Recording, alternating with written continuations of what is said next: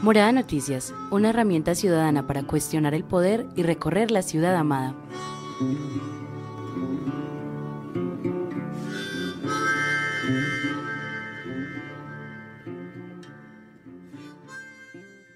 Hola, hola, buenas tardes, feliz viernes y felices momentos del día en los que en su vida está presente Morada Noticias. Bienvenidos de nuevo a una emisión, esta vez es nuestro episodio del viernes 26 de junio de 2020. Último puente festivo de este mes, también último fin de semana de este mes que viviremos a partir de mañana y que queremos despacharlos para sus respectivos descansos con la mejor información de Medellín y Antioquia. Obviamente les tenemos que hablar de COVID-19, pues porque esta enfermedad se comporta de una manera distinta en los diferentes territorios de la ciudad y esta vez vamos a poner la mirada en San Antonio de Prado. Sus habitantes manifiestan que solamente hasta que se pusieron muy intensos con las alarmas la semana pasada, la alcaldía empezó a hacer algo por el territorio y temían un cerco epidemiológico que implicara la militarización. Además de eso, también les hablaremos del plantón que se presentó ayer en la estación Hospital del Metro, que había convocado a la Coordinadora de Organizaciones Sociales de Antioquia, que exige mejores condiciones para la población que se encuentra en pobreza extrema en esta pandemia y también solicitarle a la institucionalidad que se tomen medidas contundentes por el abuso de la fuerza pública, no solamente cuando la gente está enferma en sus barrios, sino con la protesta social que sigue sucediendo en medio de esta pandemia y los aislamientos respectivos. También les contaremos qué pasó con la denuncia pública que hicieron periodistas, medios alternativos y estudiantes, miembros de organizaciones sociales, sobre precisamente esos abusos por parte de la fuerza pública en la marcha convocada el 15 de junio de 2020, el pasado lunes festivo, donde capturaron a 45 personas y fueron trasladadas a un centro de traslado por protección. Tengo que decirles para comenzar que me gusta mucho este programa porque vamos a escuchar las voces de 2 editores de Ciudad y además tenemos una historia espectacular para compartirles y una invitación con la que se va a terminar este noticiero que esperamos que se queden conectados hasta el final. Resulta que existe una comunidad que se llama Machuca en el nordeste antioqueño, en el municipio de Segovia, que es un territorio que ha sido fuertemente golpeado por el conflicto armado colombiano. Ellos se unieron para mostrar por medio de una serie radial que consta de 5 capítulos que están más allá de la violencia. Esta serie la vamos a escuchar en Morada Stereo. Y hoy escucharemos de qué se trata el proyecto, que es apoyado por el Centro Nacional de Memoria Histórica y realizado por los estudiantes de la institución rural de este corregimiento de Segovia, Antioquia. Además, los invitaremos mañana a su lanzamiento, por supuesto.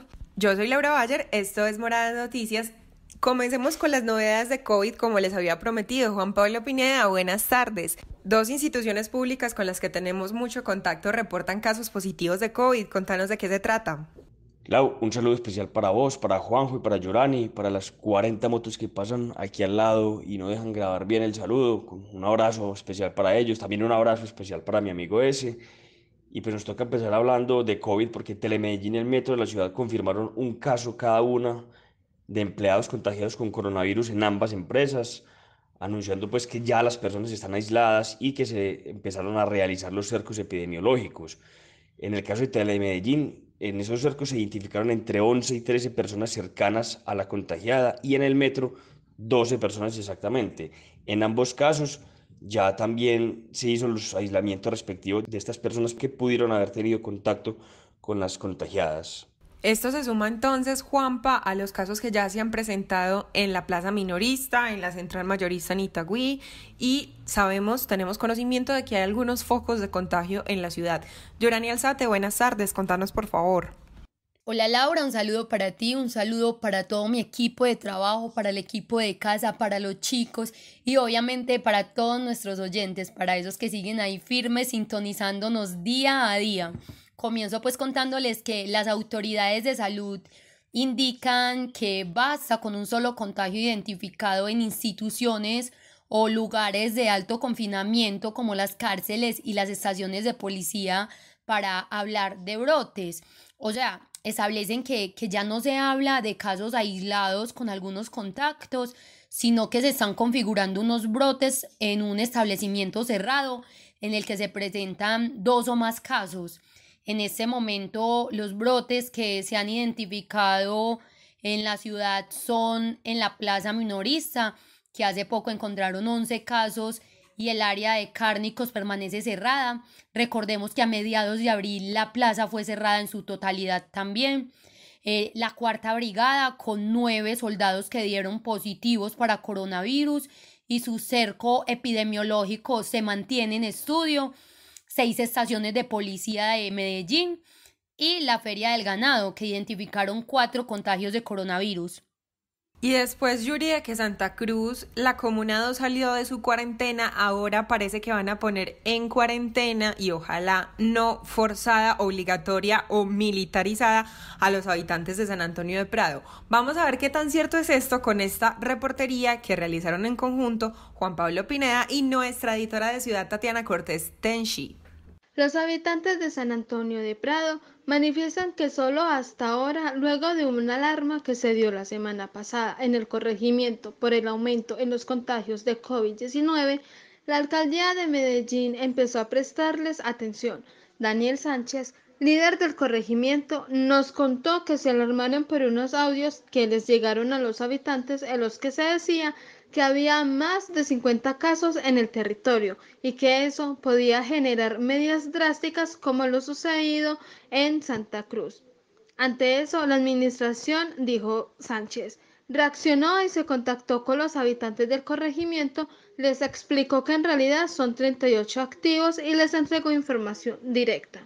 La gente y también muchos medios estaban especulando alrededor de que eso iba a pasar en San Antonio de Prado y gente malintencionada modificó el mapa que la administración saca y lo puso en rojo y lo empezó a difundir por los medios locales, por los grupos de WhatsApp, por los grupos de Facebook. En fin, los líderes también cayeron en esas mañas y muchos medios locales también cayeron en esas mañas, entonces eso fue lo que se difundió, hablando de 58 casos, sabiendo que se hablaba realmente de 34 a 38, no recuerdo bien, casos activos en ese momento. Esa reunión fue la semana pasada y esta semana el secretario de Participación Ciudadana Juan Pablo Ramírez y el gerente territorial Alexis Mejía hicieron un recorrido por el corregimiento para hablar con los moradores sobre los factores de riesgo y saber cuáles son las zonas de más aglomeraciones.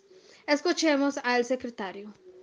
La idea es llevar un mensaje de prevención, de cuidado e invitar a las personas a mantenerse alerta en el cuidado frente a la COVID-19. Vamos a llevar este mensaje invitándolos a no bajar la guardia. Somos un mismo equipo para vencer a esta enfermedad. Hoy no somos funcionarios contra la población o contra la comunidad, no. Somos un equipo trabajando juntos. Nuestro único enemigo es este virus que debemos vencer. La COVID-19 hoy nos une como sociedad, nos une como ciudad y la invitación es esa, a unirnos y a seguirnos cuidando. Sandra Díaz, lideresa de San Antonio, nos dijo que al parecer estas intervenciones no fueron completas ni integrales. En las reuniones se explicaron protocolos y se dijo que los focos de contagio están en 3 familias. Esta semana también hubo una reunión virtual con el gerente de corregimientos de Medellín, pero realmente una intervención como tal y protocolos de acompañamiento no se ha hecho pues a nivel de corregimiento más que estas 2 entrevistas. Ellos dicen que están haciendo acompañamiento y que estas supuestas 3 familias donde están los focos de infección pues las tienen con cerco epidemiológico y en cuarentena y que están trabajando supuestamente con las demás municipios, La Estrella y Itagüí para mantener pues como información constante y eso, pero realmente acompañamiento como tal nosotros no hemos vuelto a tener, ni siquiera como a nivel de los mercados que estaban dando, eso fue como al inicio. Díaz y Sánchez dicen que la mayoría de ayudas entregadas en el corregimiento han sido por solidaridad de sus vecinos y no por la alcaldía. Y que si bien ha habido indisciplina social, la administración ha actuado más sobre los ciudadanos que sobre las empresas que no cumplen con las medidas. Entonces sí hay por parte de la administración una intervención casi viciada o no sé, sesgada, donde digamos que el enfoque es en la ciudadanía y la responsabilidad de las empresas y la exigencia de las empresas casi no se nota. Daniel También manifestó que sigue la incertidumbre, pues si bien la alcaldía habló de 3 familias, la información no es clara para permitirles saber si el virus está regado por el corregimiento. Nos comunicamos con Secretaría de Salud, que va a coordinar las acciones en el corregimiento, pero no nos respondieron.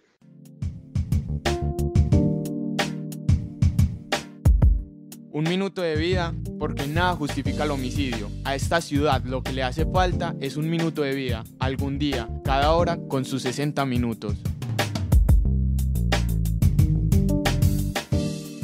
Ayer jueves 25 de junio de 2020, en la Comuna 7, Robledo, en el barrio Monte Carlo, asesinaron a un hombre de 49 años llamado Marlon Alberto Larada. En lo que va del año, con Marlon y con Miguel Ángel Marín Arango, nuestro adolescente asesinado, que siempre recordamos en esta sección, van 174 personas asesinadas, 174 seres amados que nos darán falta, 174 ciudades posibles que no conoceremos. Por ellos, sobre todo por las 15 personas que han perdido la vida en la Comuna 7, Robledo, dedicamos un minuto de vida.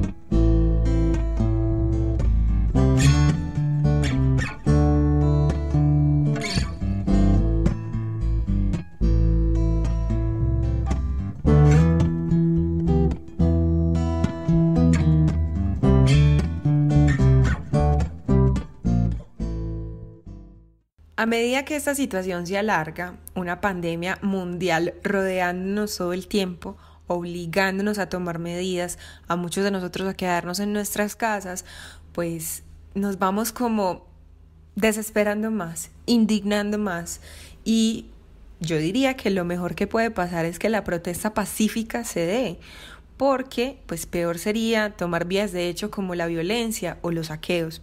Pero por otro lado, pues hemos entendido con los dos siguientes antecedentes que los vamos a contar que la protesta no está bien recibida, sobre todo actualmente en Medellín. Vamos con nuestro editor de Ciudad Tráfico, MC, que ustedes ya lo conocen por cantar nuestras noticias rapeadas. Él nos va a contar qué pasó ayer en la estación Hospital del Metro. La Coordinadora de Organizaciones Sociales Antioquia convocó un plantón ayer 25 de junio en la estación Hospital de Metro con el objetivo de pedir garantías y mejores condiciones para las personas en situación de extrema pobreza durante esta emergencia sanitaria y para exigirle a la administración municipal y departamental que tomen medidas ante el abuso de la fuerza pública. Edward Vergara, miembro activo del Congreso de los Pueblos, nos contó la decisión que se tomó desde el Comité Nacional de Paro frente a las movilizaciones. El Comité Nacional de Paro tomó la decisión de empezar a hacer una activación de la movilización. Realmente este es el tercer plantón que realizamos cada jueves seguidamente. Vamos a seguir como haciendo la reactivación de este plantón y la pronunciación de nuevos plantones en toda la ciudad para hacer un ejercicio paulatino de reactivación de la movilización. En el caso de Antioquia, particularmente en este momento estamos trabajando para que cese el hostigamiento de la fuerza pública a los pequeños y medianos mineros del nordeste antioqueño que están siendo desalojados, que están siendo prácticamente masacrados en su territorio por el asunto de la minería ancestral y artesanal. Vergara también hizo énfasis en que se necesita un sistema de salud integral donde aparte de una cita médica se le brinde a la comunidad poder acceder a otros servicios y establece que en la reforma pensional que se adelanta desde el gobierno nacional no se cuenta con una protección para la vejez. Nosotros estamos hablando por una reforma de un sistema de salud integral que no solamente atienda el tema de la salud básica, pensional al cuerpo, sino que también tenga que ver con el tema de la vivienda y las condiciones dignas calidades de vida para los colombianos y las colombianas. La reforma laboral y pensional que se viene adelantando de parte del gobierno nacional, que es totalmente lesiva, sobre todo como al adulto mayor, al cual se le está negando como todo el servicio de pensión y todo lo que eso conlleva, y en contraprestación se le está hablando de darle una renta básica que es muy inferior a lo que en este momento tiene, y que además pues, el gobierno nacional se lava las manos frente a los menesteres que tiene con el adulto mayor en Colombia. Él indica que seguirán convocando a plantones, no solo en la ciudad, sino en todo el Valle de Aburrá, porque resaltan que no obtienen respuesta de la institucionalidad y que las empresas siguen despidiendo masivamente empleados, mientras que las autoridades generan desalojos en medio de la pandemia. Está siendo muy fuerte en este momento en los territorios, es el tema del desalojo de predios, de zonas de invasión y de gente en situación de vulnerabilidad en varios territorios del país. Es una política nacional de avanzada para sacar ilegales de predios, lo que ellos llaman ilegales, en plena cuarentena, vulnerando totalmente los derechos pues, que tienen las personas, y concretamente pues el tema de despidos masivos en muchas empresas del país. En este momento está, por ejemplo, acá en Medellín, Cocorico, Fabricato, que están desarrollando despidos masivos sin generarle garantías a ninguno de los obreros que están siendo despedidos. La institucionalidad en este momento está concentrada en sostener una matriz mediática de imagen publicitaria. Y para terminar de hablar de este tema, no podemos olvidarnos de lo que pasó el 15 de junio, el lunes festivo pasado, que la gente se estaba manifestando por los alrededores de la Avenida Oriental y el Parque de las Luces, y les mandaron carabineros y SMAT. La Corporación Jurídica Libertad, que es defensora de derechos humanos y que ha estado muy pendiente de las 45 personas que fueron capturadas, realizó una rueda de prensa ayer. Yurani Alzate. Estudiantes e integrantes de medios de comunicación alternativos de la ciudad denunciaron los atropellos por parte de la fuerza pública en la marcha del pasado 15 de junio de 2020. En una rueda de prensa convocada por la Corporación Jurídica Libertad, se describieron las capturas de 45 personas y traslados al CTP, Centro de Traslado por Protección, que sucedieron ese día. Además, 2 mujeres que fueron aprehendidas narraron sus testimonios donde se evidencia que hubo violencia basada en género por parte de la Policía Nacional. Esta es Caterina Costa, una de las víctimas. Yo no estaba pues nada haciendo nada que no era debido. Entonces en el momento el bus llega al CAI de la Minoriza, se montan 2 policías por detrás, 2 por delante, me comienzan a jalar del pie, de las manos, me ponen el taser en ese forcejeo. Yo tenía unas botas grandes, pues obvio yo estaba dando patadas, que se baje, bueno, me bajaron como pudiera. Y el que me pusieron atrás las manos, al bajarme en este momento, entro al CAI de la Minoriza y el policía no desaprovechó, inmediatamente paso la puerta del CAI, me toca mis partes, o sea, senos, nalgas, o sea, todas mis partes íntimas. A mí me empiezo y yo, vea, me está tocando. Bueno, y en esa cosa me dijeron que iba para la fiscalía, que por terrorista, entonces yo empecé a grabar con mi celular, me lo iban a quitar, entonces yo me lo meto en mis senos, todos me montaron al carro, que si seguía gritando, pues claro, es que me tocaron. Y unos decían, ¿qué tal? O sé quién la va a tocar. Lina Mejía, encargada de LBG Transversalización de la Corporación Jurídica Libertad, hizo un análisis de la violencia que vivió Caterini. Cualquier autoridad o cualquier macho se va creyendo pues como con el derecho de mandarle a uno la mano, ¿cierto? Y ese tipo de asuntos tienen que ver, en el caso de la fuerza pública, con un tema que está muy relacionado con todo el relato de la violencia física que nos relata Caterine, está muy relacionado con las formas de actuación desproporcionada y el uso de la fuerza. Y no solamente frente a una manifestación, sino frente a una persona desprotegida, individualizada, una mujer que se encontraba, digamos, en otra condición para poderse defender. No tenía otro mecanismo de defensa más que su voz y hacer público lo que le estaba sucediendo y mostrar su voz de inconformidad frente a los hechos de violencia. Aquí podemos identificar que se viven múltiples violencias de muchas características. Entonces, la violencia física, pero también se ve la violencia psicológica en el trato y en el uso digamos, de las palabras soeces o de los insultos también que hay contra ellas, contra ellos y contra ellas, pero fundamentalmente aquí hay una connotación muy tremenda frente al tema de género que hay que hacer ver, porque a usted quién la va a tocar, pues es que está muy feo, que pues uno pudiera ver ese tipo de elementos dirigidos a dañar el autoestima. Entre los detenidos también estuvo el reconocido personaje Aquí Noticias, quien se identificó todo el tiempo ante las autoridades como prensa, pero no fue escuchado. Además estableció que en un principio pensó que era una detención por ser Aquí Noticias, pero al llegar al CAI notó que se trataba de una persecución para los medios alternativos, ya que había con él diferentes colegas en el lugar. Por su parte, Isaac Buitrago, vocero del proceso social de garantías de líderes y lideresas, defensores y defensoras de derechos humanos en Antioquia, le hizo un llamado a la institucionalidad para que se respeten los derechos de los ciudadanos. No se cumple con la Constitución ni con la ley, ni con el principio de legalidad cuando se actúa en la oscuridad sin permitir a las personas realizar el control social sobre sus decisiones. Las personas que se movilizan y muestran su inconformidad están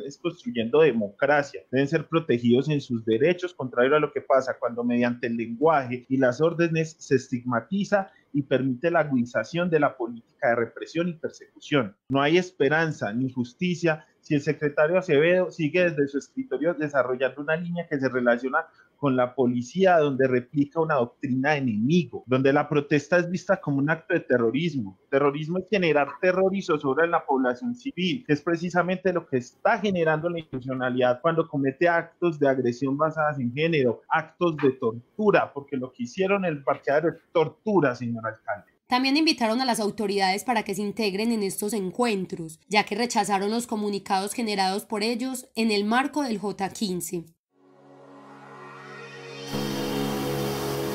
Morada Noticias es una producción del colectivo Morada, Casa de las Estrategias, Latina Estéreo y Universo Centro. Este proyecto es parcialmente financiado por la Inter-American Foundation y la Fundación Confiar. Pero podemos crecer más. Envía tus historias al WhatsApp 350-666-8436. Comparte nuestro contenido o escríbenos a noticias@morada.co si te gustaría sumarte a nuestros patrocinadores.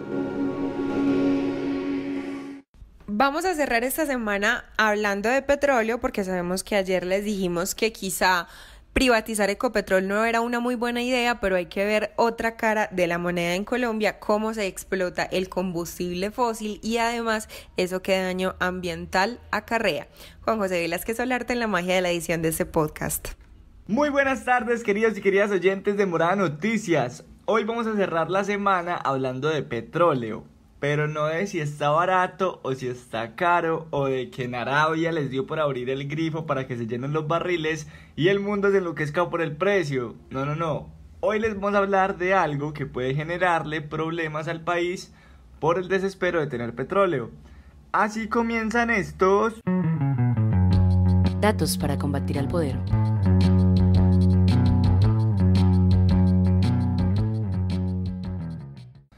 Recuerden que ayer les hablamos de las implicaciones que tendría privatizar empresas del Estado como Isagen o Ecopetrol, pero hoy les presentaremos otra cara de esta cruda moneda.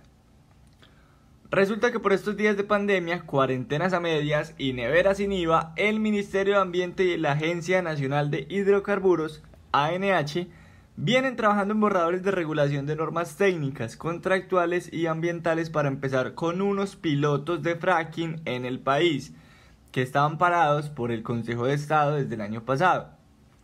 Pero, bueno, bajemos de cuarta a tercera en esta. Por si no saben qué es el fracking, es una técnica que se usa en el mundo para sacar petróleo cuando parece que se acabó. ¿Cómo se hace esto? Bueno, meten en la tierra una especie de taladro larguísimo que lleva agua a mucha presión, eso rompe la tierra y hace salir el petróleo que está a mucha profundidad. Bueno, ahora sí, volviendo. Esas normas son parte del proceso que se necesita para poner en marcha los pilotos. Pruebas que recomendó uno de esos paneles de expertos que nombró el gobierno en 2018. ¿Para qué? Para que se tenga información que nos permita saber si sí es bueno o no es bueno hacer fracking en el país. Ahora hablemos de los pasos que faltan para empezar con esta vaina, que son un poco cansones, pero es bueno que lo sepan. Lo primero, Definir las reglas específicas de los ministerios de Ambiente, del Ministerio de Salud, del Interior, de Minas y la ANH. Segundo, los ministerios y el Servicio Geológico Colombiano tienen que definir y preparar cómo hacer el fracking. Tercero, las empresas petroleras tienen que poner en marcha el piloto. Y cuarto, se le hace una evaluación y luego unos ajustes y se dan los contratos y las licencias. Por acá suena una bolsa llena de monedas de oro para contentar a uno que otro senador. Y por último, el gobierno firmaría. Ustedes deben estar preguntando qué nos pasa acá en Morada, que estamos explicando esto tan harto, que les debe importar lo mismo que le importó la ciudad a Fico, o sea, nada. Y pues bien, ahora entonces vamos pues con lo que es Morada. ¿Qué es lo que está pasando? Bueno, que ha habido mucho rechazo en las personas que se oponen a esto. ¿Y por qué? Muchachos, pues por el contenido mismo de la norma y por la forma en la que se ha difundido. Porque se hizo cuando la gente de las zonas que podían terminar afectadas no tenía acceso a internet o tampoco espacios de socialización para enterarse de todo esto y dar su punto de vista y sus recomendaciones. Por eso están pensando en alguna estrategia jurídica y mediática para rechazar estos pilotos.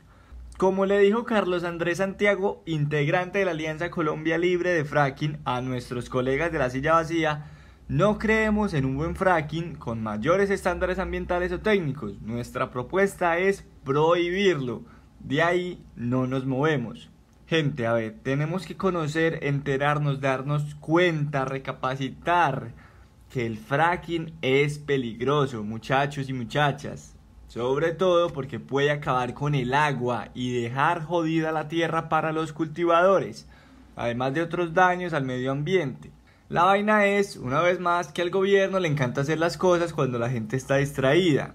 De pronto el gobierno de Duque es como Álvaro Uribe, que una vez en el Senado le robó unos platanitos a Duque cuando estaba mirando por otro lado. ¿Sí se acuerdan de esa imagen? Es muy charra. ¿Quién será que todo esto lo hace solo para recuperar sus platanitos? Yo me pregunto cómo cabe en la cabeza de los gobernantes de este país la idea de que tenemos que ser ultra explotadores, ultra mineros, glifosato por todos lados, porque no podemos ser cocaleros, cuando tenemos un potencial grandísimo, enorme en el agro. Que de hecho esa es una de las cosas del acuerdo de paz con las FARC que yo más lloro, la reforma agraria integral. Eso es lo que necesitaría Colombia, eso es lo que necesitaría, una apuesta y una inversión de dinero gigante en lugar de estar preocupándonos por el resto del dinero fácil, entre comillas. Pero a veces me parece que es como si hiciéramos las cosas al revés.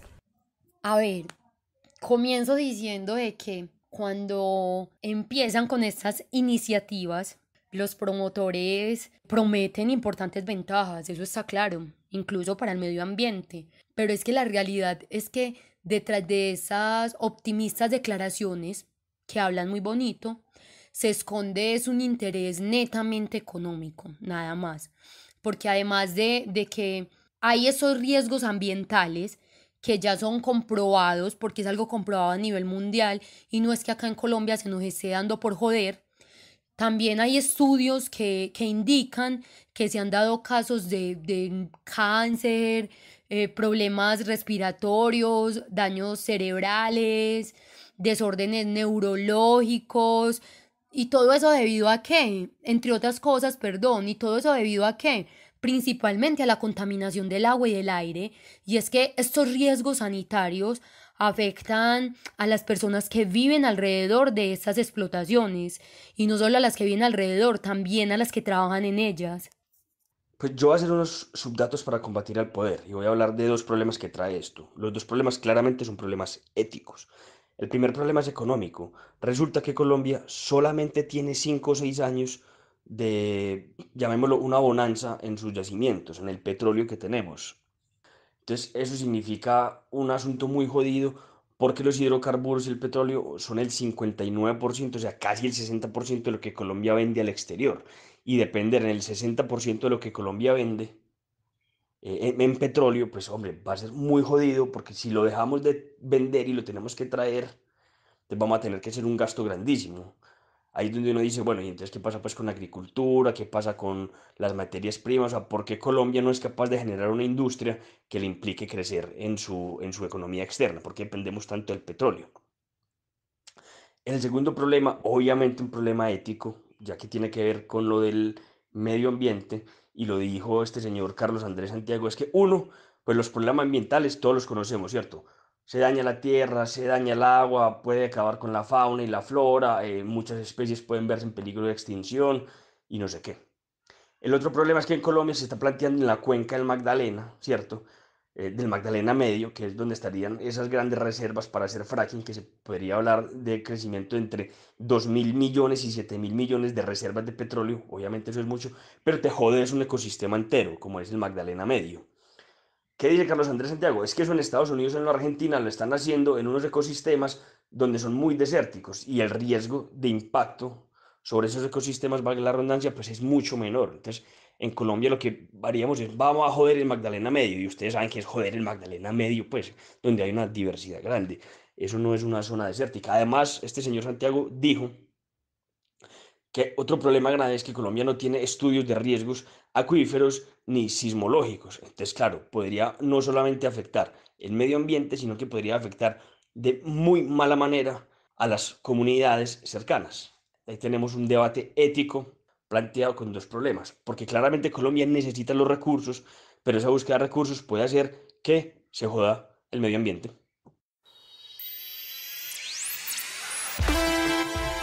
Esta es la canción del día, patrocinada por Ciudad Frecuencia.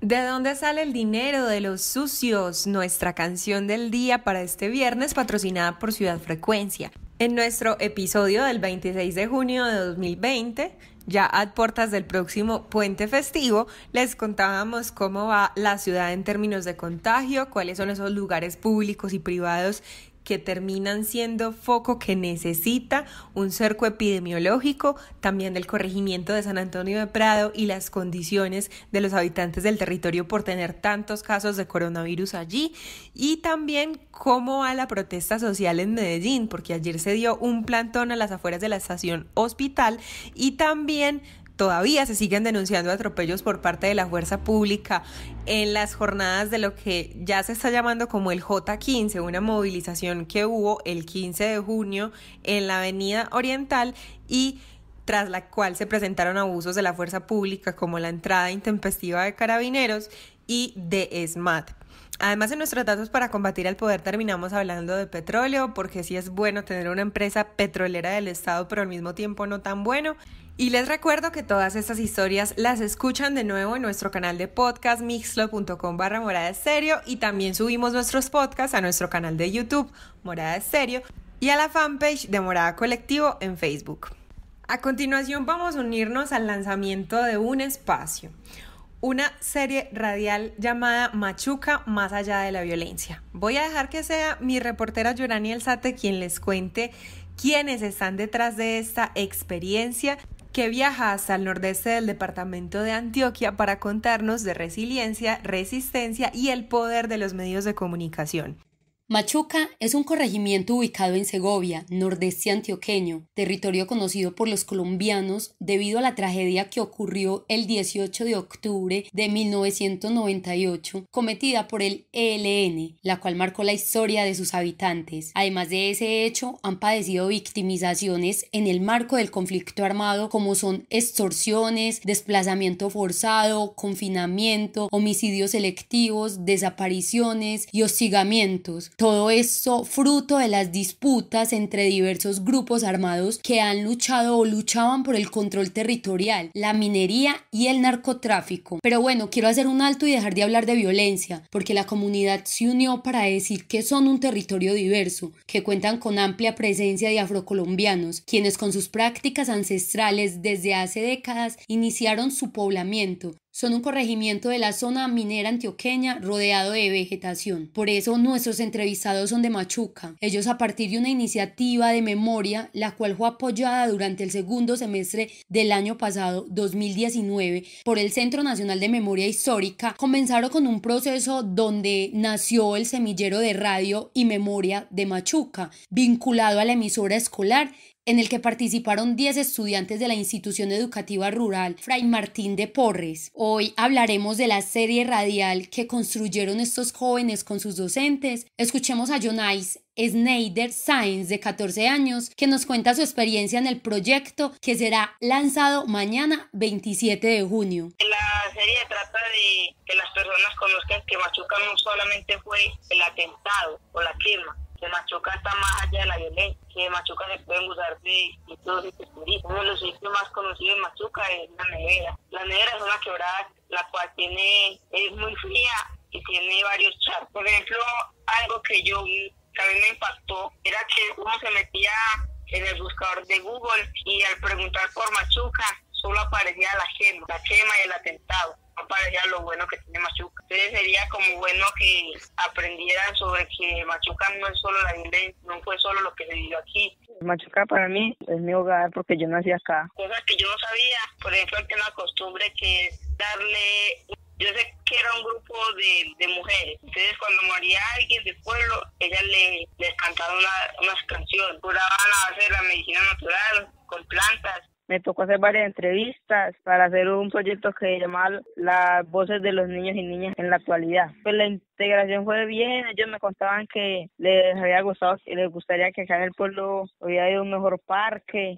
Nos enseñaron cómo es la posición de la grabadora a la hora de entrevistar a una persona. Compartimos mucho con los profes, los compañeros. El profesor nos estaba enseñando a manejar los equipos de la emisora. Vivo en un barrio que se llama La Ceiba, vivo con mi mamá, mi papá y mi hermana. Y mi abuela y mi hermana viven en otra casa, pero queda detrás de la de nosotros.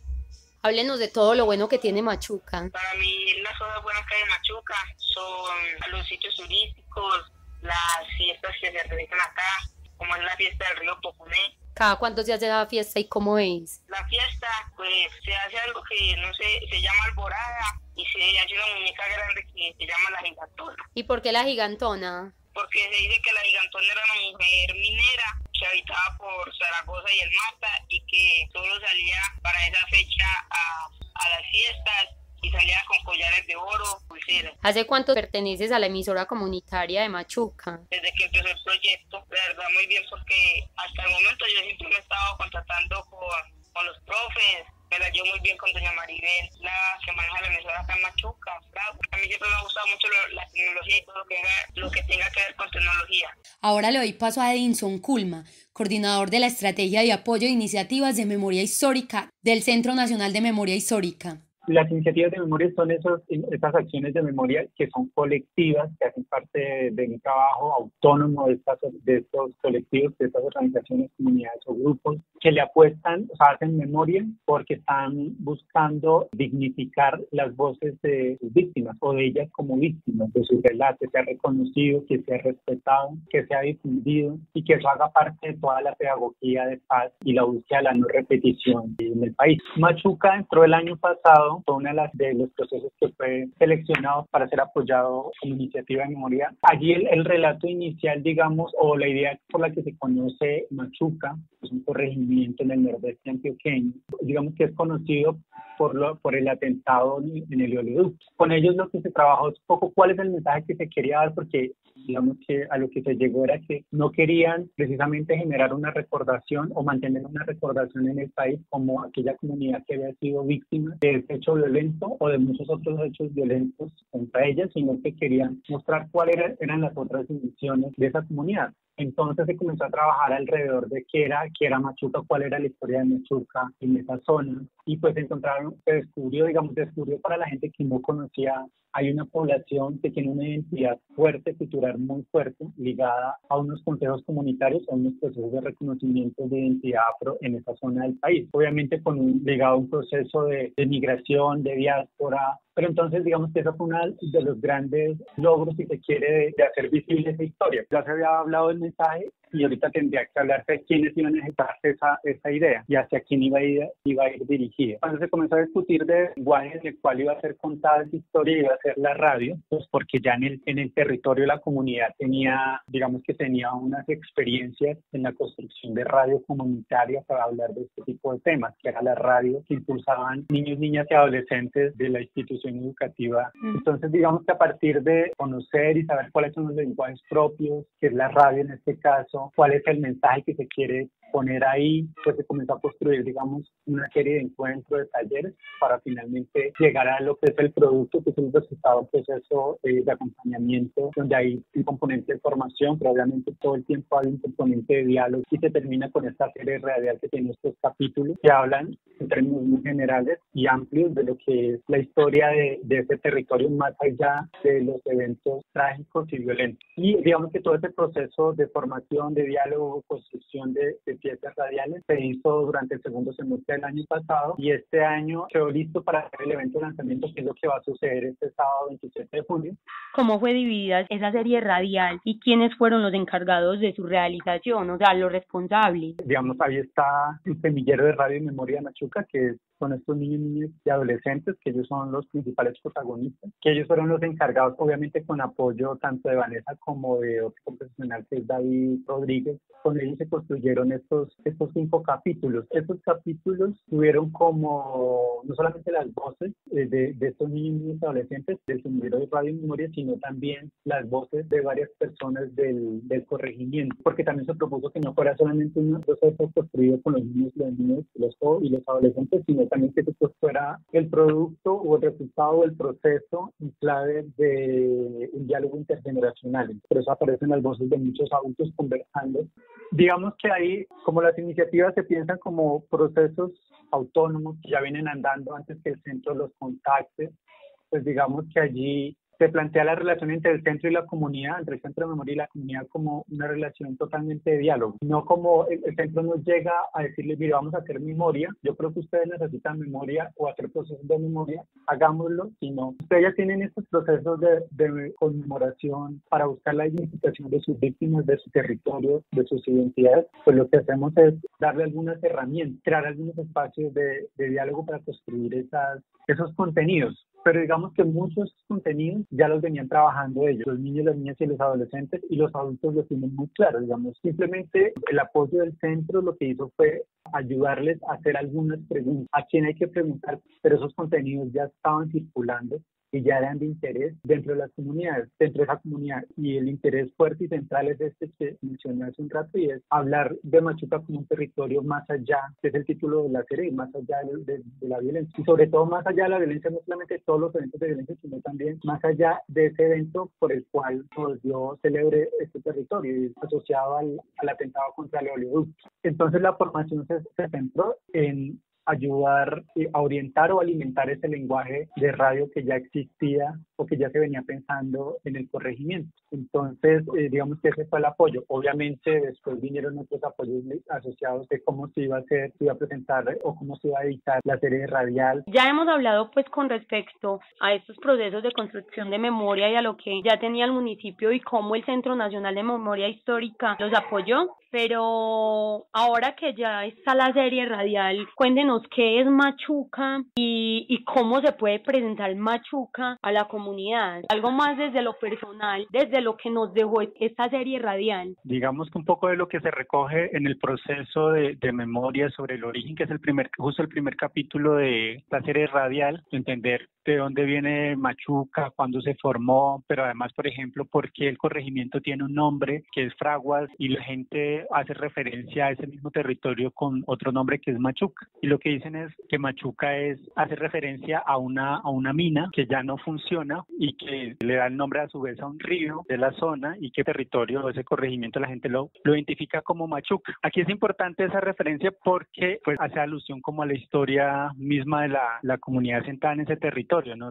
Es población migrante, población afro que migró desde Chocó, que es población que tiene una tradición muy fuerte en minería y migró precisamente a esa zona de Antioquia que tiene una tradición también muy fuerte de minería. Entonces digamos que ese nombre y esa forma de nombrarlo, que no es la forma, digamos, si se quiere, formal, perdón la redundancia, de nombrar este territorio, pues hace alusión precisamente a la historia de migración, de asentamiento, y que tiene que ver con la identidad misma de la comunidad afrodescendiente que está ahí, que es la que habita este territorio, pero además es la que está contando cada una de las historias que están reflejadas en esa serie radial. Entonces es importante precisamente porque le permite a uno saber con qué comunidad se está relacionando, de qué comunidad está hablando, con qué comunidad está hablando. Es una comunidad afro, migrante, que hace parte de la diáspora, que tiene dentro de sus saberes ancestrales la minería artesanal, que hace parte de su identidad como población. Entonces yo creo que por eso es bien importante hablar de la serie en el nombre de la serie, como esta comunidad identifica ese territorio. Efectivamente, este territorio se llama Fraguas, pero es más conocido como Machuca por estas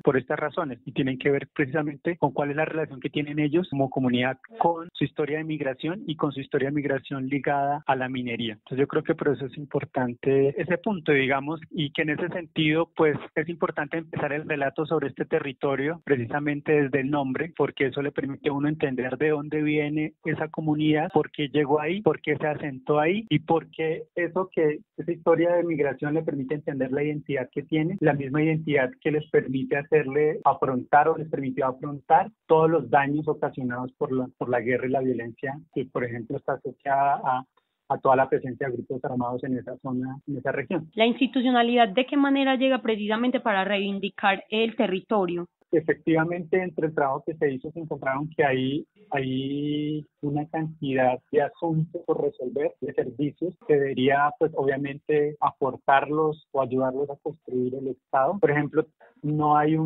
falta por ejemplo todo un trabajo mucho más amplio para identificar cuáles son todos los daños ocasionados por la guerra a esta comunidad en particular, hacer un diagnóstico más completo, amplio sobre esos daños y sobre cuáles son todas las medidas de reparación que se necesitan para para restablecer todos los derechos que han sido vulnerados a esa comunidad por estar en medio de la guerra o por sufrir todos los errores de la guerra en esa zona. Digamos que eso es una deuda grande que tiene el Estado y tiene la sociedad colombiana. Es una deuda que se soluciona pues, con presencia efectiva del Estado en todos sus componentes de asistencia y de atención estatal. Entonces, pues quiere decir que todavía como Estado seguimos teniendo una deuda gigante con esta comunidad, que es necesario seguir cumpliendo, pagando. Les cuento que por motivos de conectividad no pude establecer buena conexión con la otra integrante del semillero, pero vamos a escuchar un poco de lo que hablé con ella. Se llama Durani Correa Fernández, tiene 15 años y es una niña muy inteligente. Resaltó durante toda la entrevista que le gustó mucho la radio y sueña con poder aprender más de ella.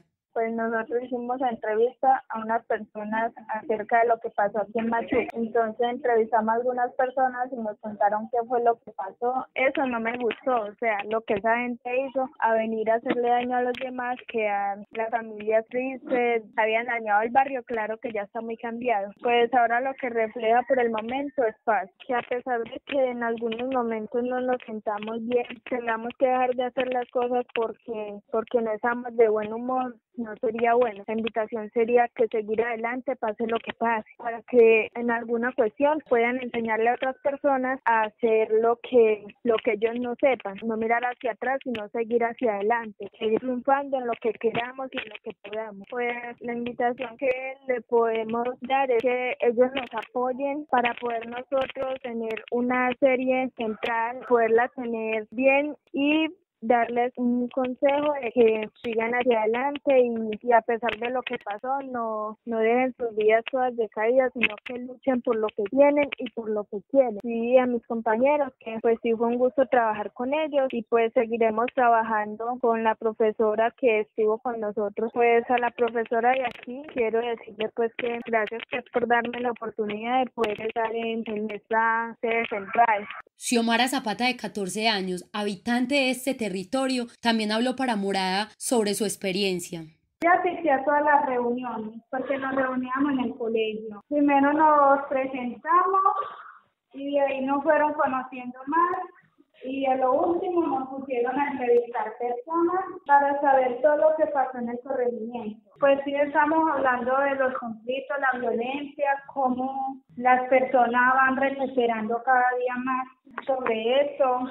La verdad ha cambiado mucho porque en esa época nos tocó vivir mucha violencia.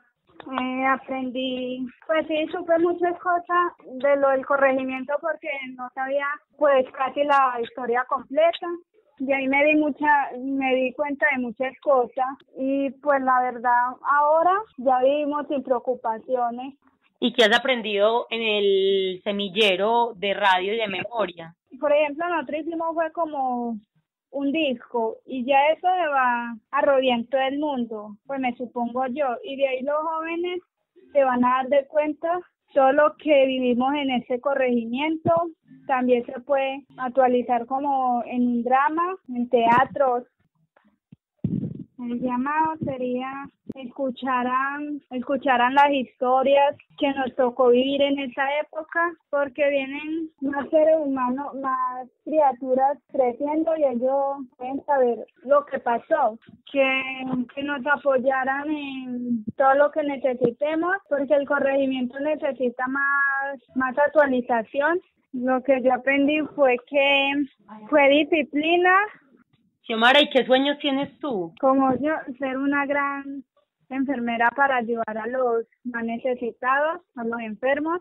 ¿Cómo te sentiste en la radio? Me sentí súper bien porque todos trabajamos como en grupos, no hubo ninguna indiferencia. ¿Qué llamado le hacemos a la comunidad? ¿Cómo los podemos apoyar? ¿Cómo los podemos buscar? Durante estos días, sí, sobre todo el sábado, que es el día del lanzamiento, la invitación es a que nos acompañen con el numeral Territorios y Memorias, que es el numeral de la campaña En Medios de Machuca, es la serie radial Machuca Más Allá de la Violencia. Entonces, es una invitación a que nos ayuden a ampliar este mensaje ese mismo día que es el lanzamiento. se va a poner en la página oficial del centro, se va a subir el contenido completo de la serie radial, va a tener un espacio dentro de la página oficial. Y sí, oyentes, los invitamos a que escuchen esta serie radial, la cual narra un territorio, una identidad y que fue realizada por jóvenes que ahora ven a Machuca más allá de la violencia. La serie se muestra en diferentes temáticas como es 1 el origen, 2 las prácticas ancestrales, 3 narran el conflicto armado, 4 los líderes del territorio y 5 un capítulo que narra a Machuca en la voz de sus niños y niñas. Queda por decir que para ellos pertenecer a Machuca es sentir arraigo por el territorio y amor por la comunidad. Esto les ha permitido luchar por un corregimiento soñado, un corregimiento en contra del olvido estatal y la estigmatización social. Se busca, se vende, se truequea. Lo conectamos con otros para resolver lo que necesite. Bueno, y como todos ya saben, este 28 de junio se conmemora el Día Internacional por los Derechos y el Orgullo LGTBI. Debido a la pandemia, este año el Festival Antioquia Vive Diversa 2020, sin miedo a ser nuestros cuerpos, nuestros territorios libres de violencia, realizarán una marcha virtual donde hay una programación de artistas que estarán acompañando este grandioso día de orgullo virtual durante 7 horas continuas.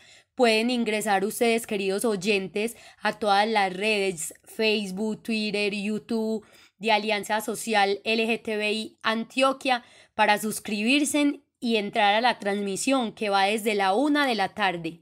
Lau, yo también les voy a dejar una invitación a los oyentes y es que como les habíamos contado desde hace varias semanas, Pipe y yo veníamos trabajando en la creación de un podcast de cine, un espacio en el que podamos tener conversaciones un poco más extensas de lo que el tiempo en los lunes nos permite y también en la que podamos contar con voces nuevas en la creación de este podcast. Entonces, este lunes vamos a iniciar con nuestra primera emisión de podcast. Vamos a hablar también sobre temas LGBTI. En eso vamos a tener un especial de 3 capítulos y este lunes vamos a hablar sobre la película Milk. Bueno, oyentes, gracias por acompañarnos en esta semana de Morada Noticias y recuerden que mañana sábado a las 3 de la tarde se lanzará la serie web que acabamos de presentarles, La experiencia de Machuca en Segovia, por la página de Facebook del Centro Nacional de Memoria Histórica para que lo sintonicen. Gracias por escuchar Morada Noticias y muchas gracias por elegir el periodismo independiente.